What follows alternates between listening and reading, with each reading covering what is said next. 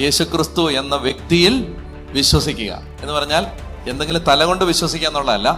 ഈശോയോട് ഭയങ്കര സ്നേഹം ഉണ്ടായാൽ ദൈവത്തിന് നമ്മളോട് ഭയങ്കര സ്നേഹമായിരിക്കും. അതായത് ഞാൻ നിങ്ങളോട് പറയുകയാണ്, കൈവെള്ളയിലെടുത്ത് ദൈവം കൊണ്ട് നടക്കും. ഒന്നിനും കുറവുണ്ടാവില്ല.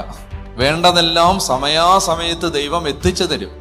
ഒന്നും ആരോടും ചോദിക്കണ്ട, ആരുടെയും മുമ്പിൽ കൈ നീട്ടണ്ട, എല്ലാം ദൈവം തന്നോളും. ദൈവം ആ കാര്യത്തിൽ വലിയ വിശ്വസ്തത പുലർത്തും. അത് ഒറ്റ കാര്യം. അതുകൊണ്ട് യേശുക്രിസ്തു, അതുകൊണ്ട് വിശ്വസിക്കുക എന്ന് പറഞ്ഞാൽ ഒരുപാട് ആളുകൾ പറയും ഞങ്ങൾക്ക് വിശ്വാസം ഉണ്ടെന്ന് പറയും. ഞാൻ അതുകൊണ്ട് അതിനെ കുറച്ചുകൂടി കൃത്യതയിൽ പറയുകയാണ്. യേശുക്രിസ്തു, ദൈവപുത്രനായ യേശുക്രിസ്തു എന്ന വ്യക്തിയെ സ്നേഹിക്കുക, അതാണ് ഒന്നാമത്തെ കാര്യം. വിശ്വസിക്കുക എന്നുള്ളത് പറയുമ്പോൾ നമുക്ക് അതൊരു പൊതുവായ മതബോധത്തിലെ വാക്കാണ്. എല്ലാവരും പറയും എല്ലാവർക്കും വിശ്വാസം ഉണ്ടെന്ന് പറയും. പക്ഷെ വിശ്വാസത്തേക്ക് കുറച്ചുകൂടെ നമ്മൾ കൃത്യതയിൽ മനസ്സിലാക്കേണ്ടതുണ്ട്. എന്തായാലും അതുകൊണ്ട് ആ തെറ്റാതിരിക്കാൻ ഞാൻ പറയുകയാണ്, യേശുക്രിസ്തുവിനെ എന്ത് ചെയ്യണം?